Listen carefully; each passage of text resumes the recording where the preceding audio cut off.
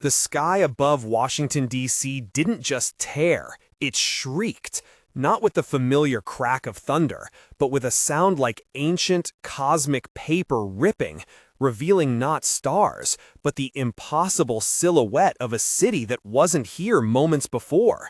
Mark Thorne, known to the few who still remembered true heroes as Aegis, braced himself, the familiar hum of kinetic energy building in his palms, a grim counterpoint to the cacophony of fear and destruction. Another Tuesday in the end of the world. Before him, the Lincoln Memorial was a grotesque fusion, a monument to fractured ideals. One half remained the solemn, iconic marble, its majestic columns scarred but recognizable. The other half, however, was a writhing biomechanical horror, a pulsating mass of alien architecture intertwined with pulsing veins and glistening chitinous structures that seemed to breathe with an unnatural rhythm. Screams echoed, sharp and desperate, as civilians were caught between the merging realities, some phasing in and out of existence, their forms flickering like faulty projections.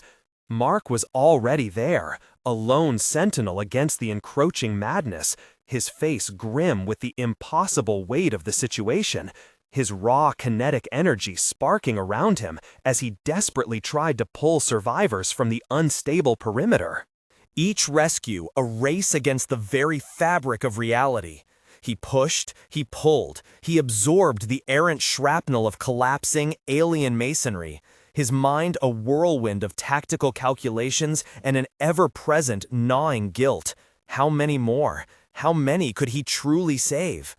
The air itself shimmered, vibrating with the unstable energy of the Nexus Event, an invisible tide pulling at the edges of their reality.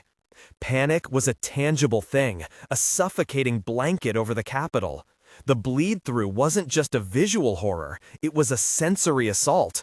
The smell of ozone mixed with a strange metallic decay, and something else, something organic and utterly alien, burning the back of his throat.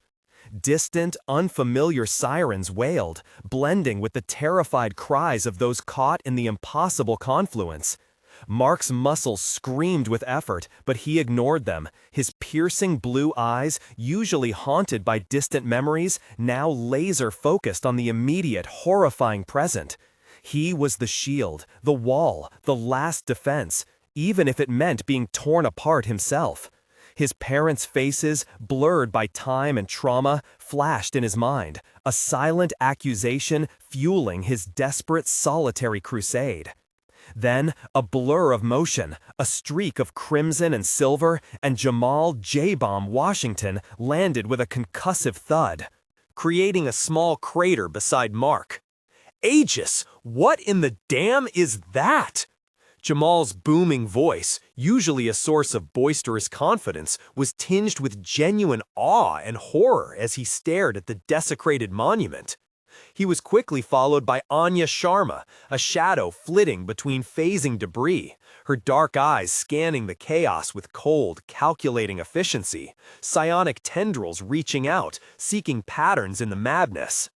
Dr. Eris Thorne, Mark's estranged uncle, emerged from a hastily deployed mobile lab, his brow furrowed, a scanner humming in his hand. His usual academic detachment momentarily shattered by the sheer impossibility before him. And finally, Chloe Bite Chen, hunched over a holographic interface flickering wildly, her fingers dancing across unseen keys, a nervous tick pulling at her lip. The nascent Nexus Prime team, a collection of disparate souls, their powers and personalities already clashing amidst the chaos, was assembled. "It's a localized tear," Mark grunted, deflecting a shard of alien crystal that had phased halfway through a civilian's arm. "Direct wound, and it's expanding faster than anything we've seen." He didn't bother with pleasantries. There was no time. Jamal, ever the impulsive powerhouse, immediately began tearing through the debris. His super strength effortlessly clearing paths, his limited flight allowing him to snatch civilians from precarious purchase. "So we hit it, hard, close this damn thing before it eats the whole city."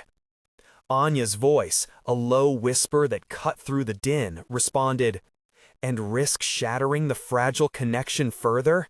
Your brute force could accelerate the collapse, J-Bomb." Her telepathy, usually a subtle hum, was a cacophony of terror and confusion from the trapped minds around them. "The psychic residue, it's overwhelming. This isn't just a bleed-through, it feels deliberate."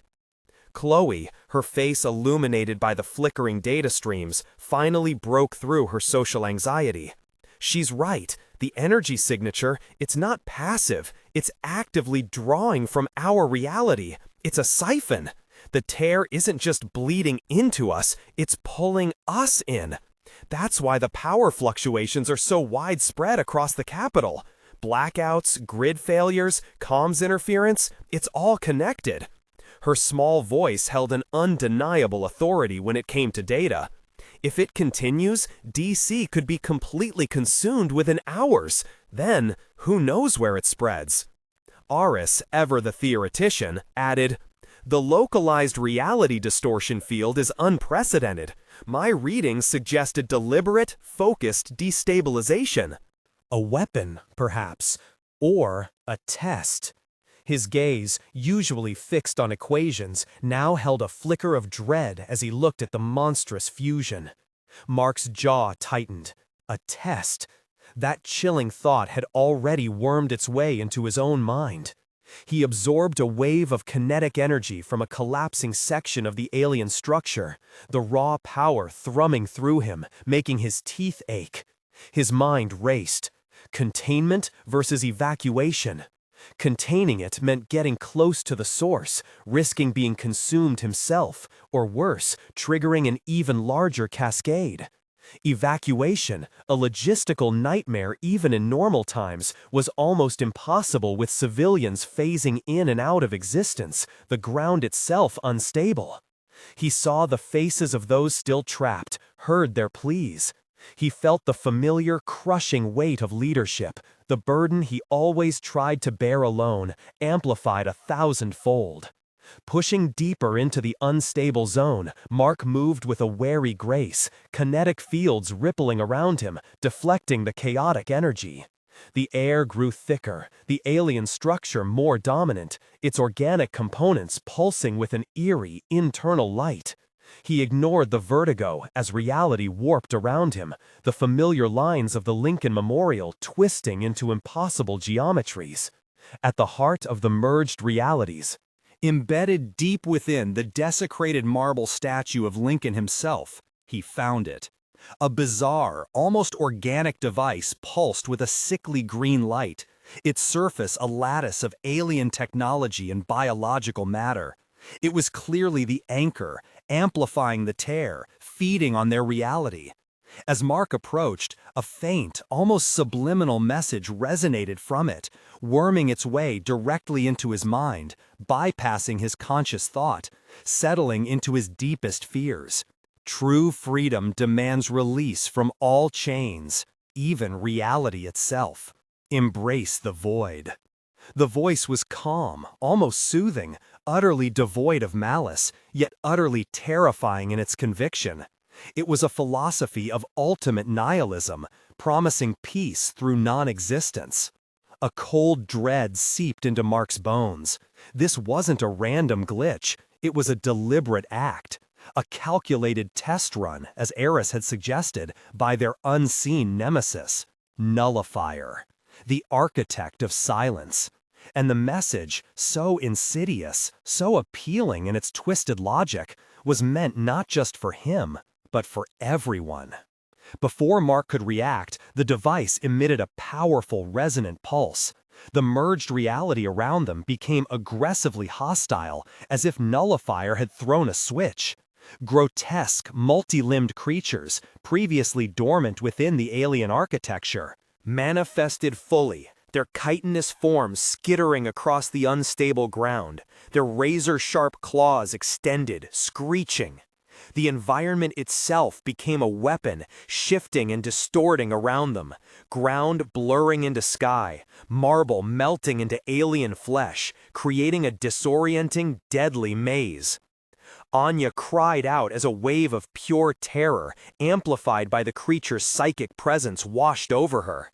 Jamal roared, engaging the creatures directly, his fists a blur of motion, but they were too numerous, too resilient.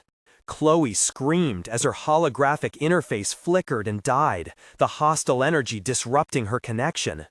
Eris, for once, looked truly helpless, his scientific tools useless against the living nightmare. Mark shielded them, kinetic energy flaring around him, deflecting the creature's attacks, but he knew it wouldn't last. He stared at the pulsing device, the source of it all. He had to overload it.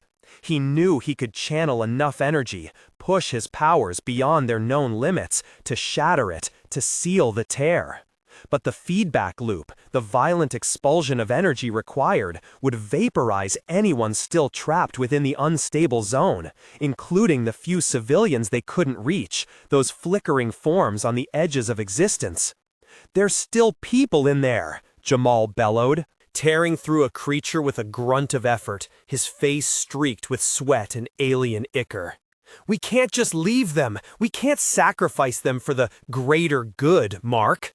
His idealism, his fierce loyalty to life, burned in his eyes. "That's not liberty, that's tyranny." The accusation hit Mark like a physical blow. Tyranny? The word echoed his own deepest fears, his past guilt, the ghost of Project Chimera whispering in his ear. He saw the trapped civilians, their desperate faces. Then he saw the expanding tear, threatening to consume the entire capital, perhaps the world. He saw the raw, nihilistic philosophy of Nullifier, promising peace through eradication. The choice was brutal, agonizing. His fatal flaw, the belief that he must bear all burdens alone, that failure rested solely on his shoulders, threatened to crush him. He wanted to save everyone. He needed to save everything. After a moment of profound internal struggle, a silent battle waged against his own demons, Mark made the agonizing call. His voice was a low, guttural rasp. "Jamal, Anya, Eris, Chloe, get everyone you can to the perimeter. Now, I'll seal it." Jamal's face contorted in protest. But Anya, seeing the absolute resolve, the terrible sacrifice in Mark's eyes, placed a hand on his arm. "Go, J-Bomb. He knows what he's doing." Her voice was tight with pain, but she understood the impossible calculus. Mark channeled the full force of his Nexus energy into the device, pushing his powers beyond their known limits, beyond anything he had ever attempted. The air shrieked again, more violently this time, as the merged realities screamed in protest. Pain, raw and blinding, ripped through him. His muscles locked, his body glowed with raw, incandescent power, the energy threatening to tear him apart from the inside out. He gritted his teeth, sweat mingling with blood on his brow, his scar a jagged line of defiance. The device pulsed erratically, then began to crack, organic matter exploding, alien tech sparking. He held on, enduring the immense, soul-shattering agony, his vision blurring, until with a final, desperate surge, the device overloaded. A violent, blinding expulsion of energy ripped through the anomaly, a silent, cosmic thunderclap that shook the very foundations of reality. The tear, with a sound like a tortured gasp, began to rapidly contract, pulling the alien horrors back into their own dimension, until, with a final, explosive shudder, it sealed shut. The immediate threat was gone. The Lincoln Memorial, though scarred and scorched, was whole once more, its marble solemnity restored. Albeit with a fresh, brutal reminder of what had almost been. The alien horrors had vanished, leaving only a faint, metallic tang in the air. The team, battered and exhausted, stood amidst the wreckage, emotionally fractured by the choices made, the sacrifices demanded. Mark stood amidst the debris, his powers flickering, his body trembling, his face etched with grim satisfaction mixed with profound, soul-deep regret. The device was vaporized, leaving no trace, but the Nemesis's chilling message, "True freedom demands release from all chains, even reality itself. Embrace the void," echoed in his mind, a haunting reminder of the cost of liberty and the insidious reach of an enemy who saw only opportunity in destruction.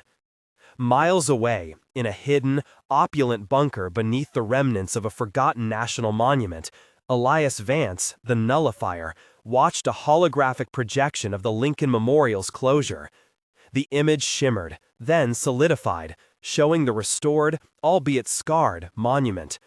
A subtle, satisfied smile played on his lips, a chilling contrast to the sterile white walls of his sanctuary. In his hand, he held a schematic of a much larger, more intricate device, its complex design glowing faintly. "Phase 1 complete," he whispered, his voice calm, almost serene, a chilling glint in his eyes. "The seeds of true freedom have been sown."